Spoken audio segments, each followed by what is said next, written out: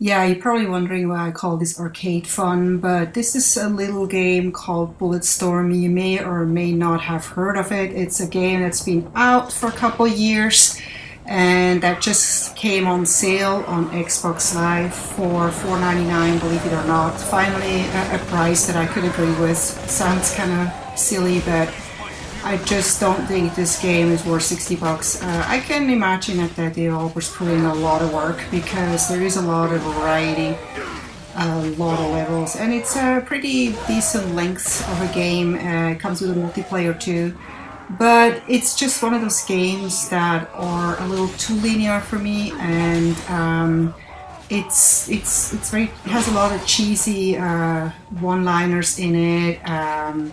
You always have to kind of wait to do certain things like jump over certain obstacles and stuff like that. You're not as free, and that's why I did not originally buy this game. I played the demo, I liked it, I had fun with it, but not enough for me to actually go and buy this game. But now that it's summer and we have basically no really new good games out that I'm interested in, I decided to go ahead and just buy it because, you know, for $5 you can do no wrong. If you don't like it, there's not a big loss, and so that's what I'm doing here. And I'm having a blast blowing things up and just trying to see what can be done here. How many different ways you can rack up skill points in the many ways that you kill the enemies. So anyway, I don't know if you tried this game or not, but this is like the second chapter, and the game finally starts to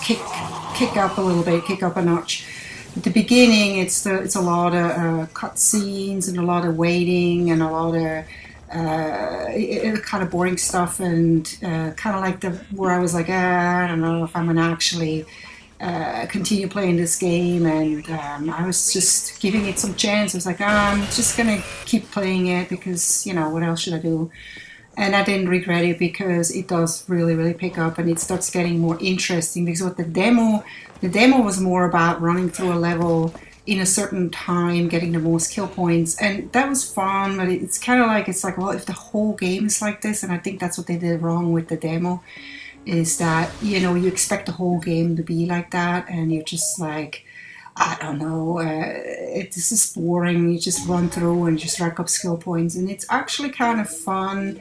As you can see here, you can you know, rank up your weapons and just kind of typical stuff that you see in some other games, and just try new weapons and see what they do, and that kind of keeps it interesting. And also, when you're a sniper, you can actually lead the bullet, which is really fun. That's like something I think is good. It's cool that they put that in. You can control a robot that's like a dinosaur or something like that, and it's kind of like you treat it as your little puppet, and that's really fun. So definitely, if I don't know if the game is still on sale, but you should definitely try it if it is. It's really nothing to lose. You pay probably just as much for a game on your mobile device, so that's definitely, and you cannot play something like this on a mobile device. Not yet, that'll be too big of a game. So go out and try it if you haven't yet. So if you're an FPS fan, it's a must. So, and otherwise, you can just enjoy this video. I hope you do.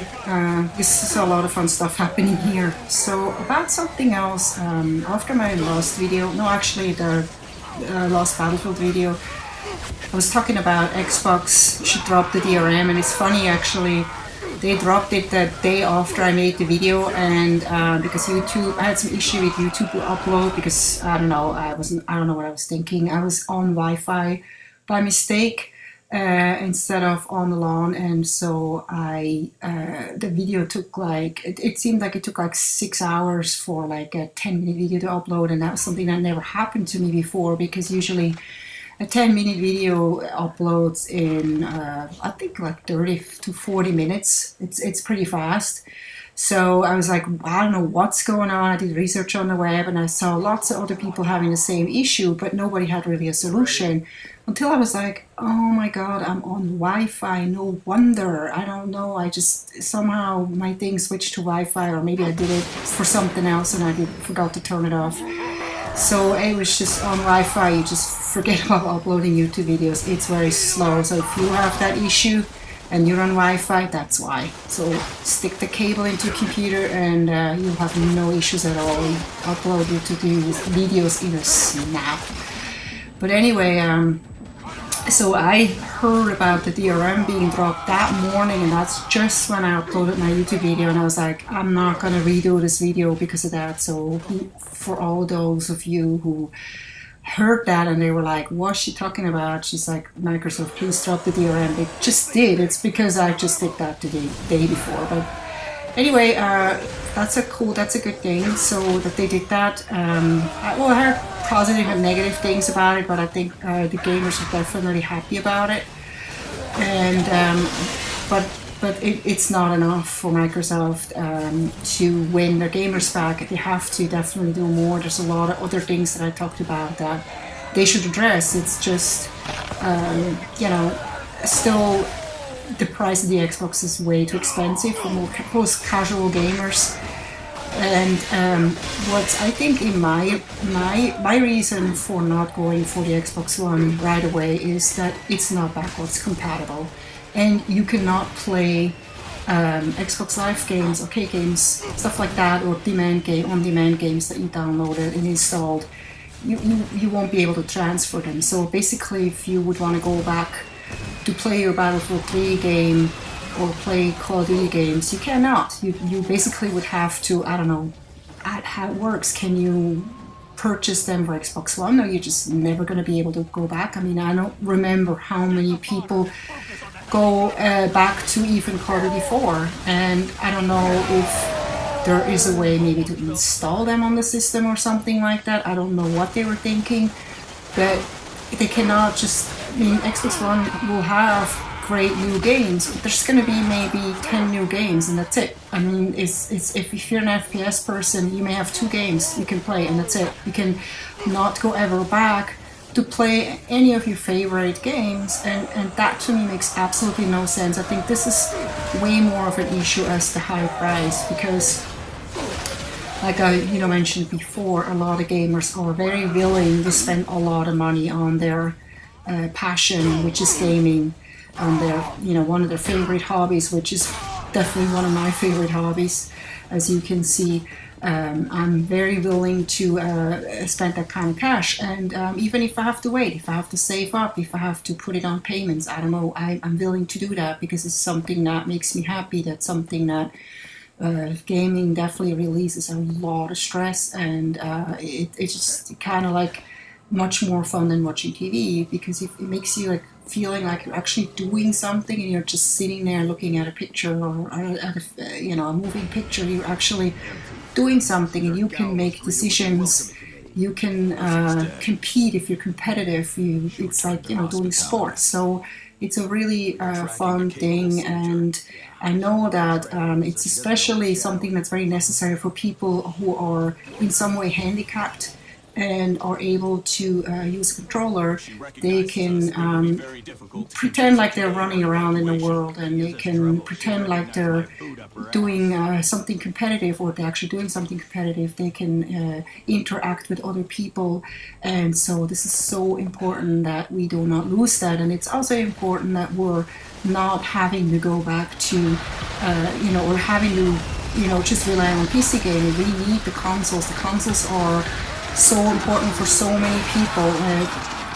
PC gaming is not something that everyone can do.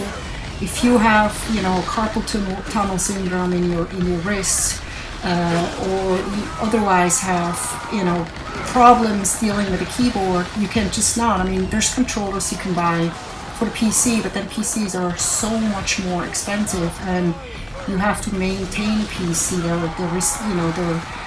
They can get viruses, they can crash, yeah, I mean, the most important thing is like a good gaming PC is thousands of dollars, and I don't think a lot of people can spend that even if they want to. They just cannot. And so I think it's extremely important that we do not lose console gaming, and it's kind of frightening sometimes when CEOs and people that predict the future in technology like say, "Oh, console gaming is dying." It's like, what?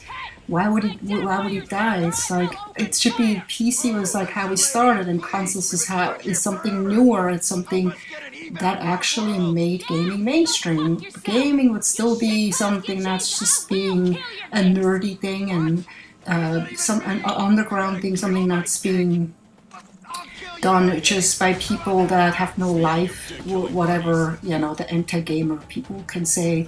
And now, thanks to consoles, they become affordable and so easy to handle, has become very mainstream. People that have never thought of gaming or gaming now. Well, it's also, of course, the mobile gaming has made gaming much more accessible to just regular people. But a lot of regular people probably were like, have started with little mobile games, and they're like, I really like gaming. Maybe I should buy a console, and I can actually afford it because it's only $300 or $200, depending on what kind of console you get.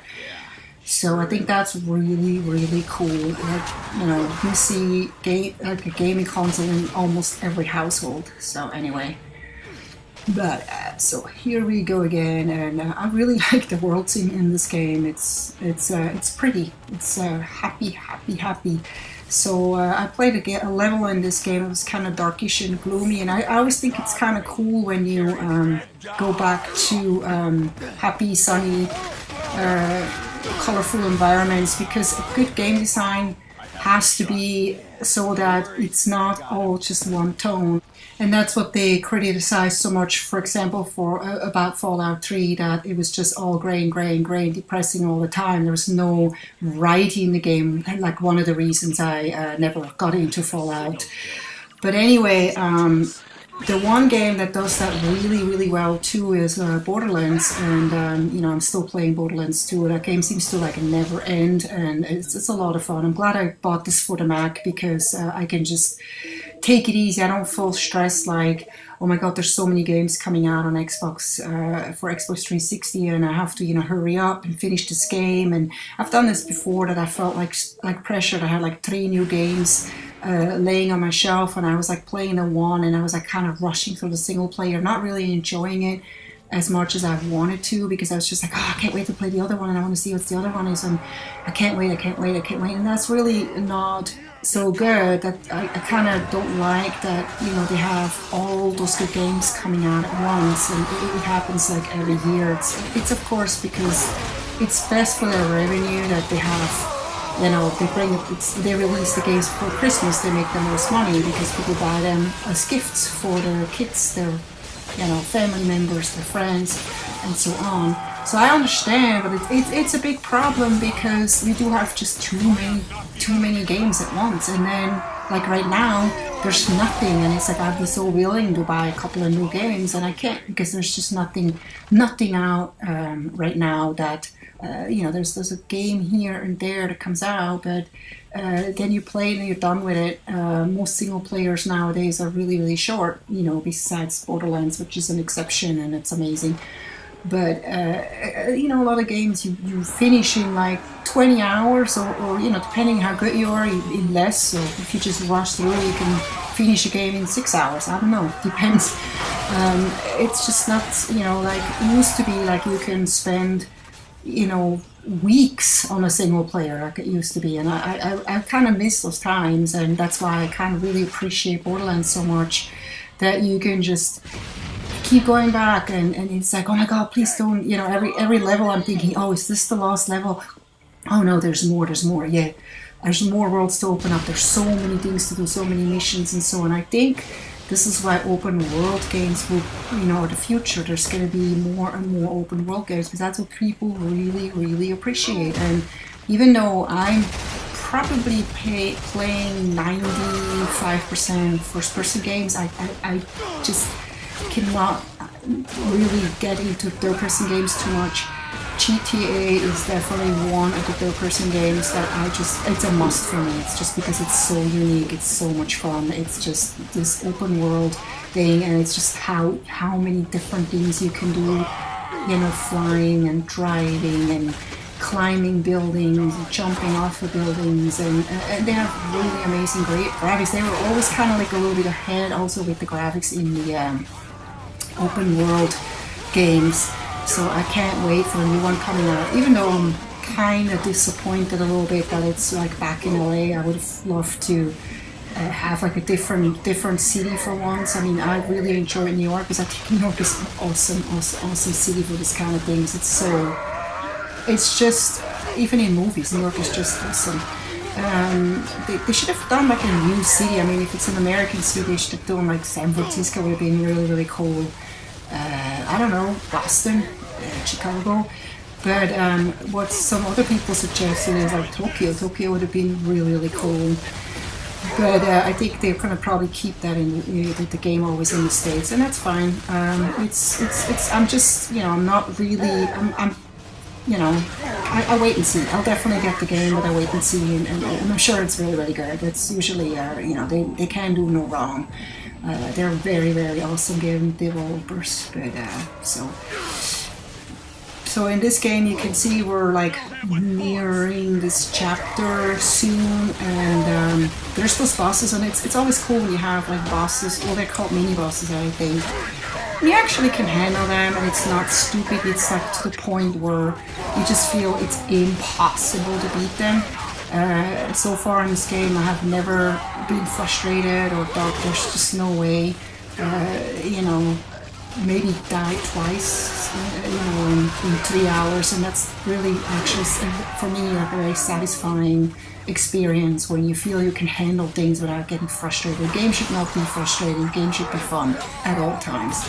And another reason I like Borderlands 2. I was very frustrated with Borderlands 1, but so we're almost done here, I think. Getting to the end, we almost died. Wow, that was a close one. But as you can see, you regenerate health easily. You just go and cover. It actually tells you to go and cover. And by the way, you can turn all those messages off. I think you can even turn off the skill points messages, which, you know, some people find cool because, you know, it makes you feel really good when you get all the skill points. But some people may just want to play it more without any of the messages, and I think that's cool that they make it so that you can actually turn that off. Because I find it sometimes annoying. Here I just left it because for me, I'm looking at this game like, and that's hence the title, something that I would probably really enjoy, like playing in an actual arcade.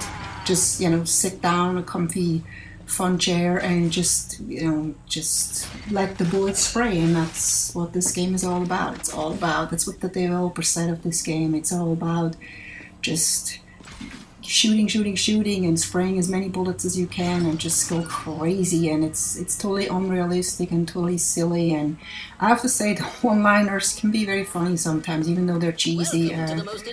But it's almost like, I think that Borderlands developers got a little bit of ideas from this game maybe, because I see some similarities in the, you know, the little robots that talk and little messages that you get and stuff like that. It's very funny. I think they got some hints from this game. You never know.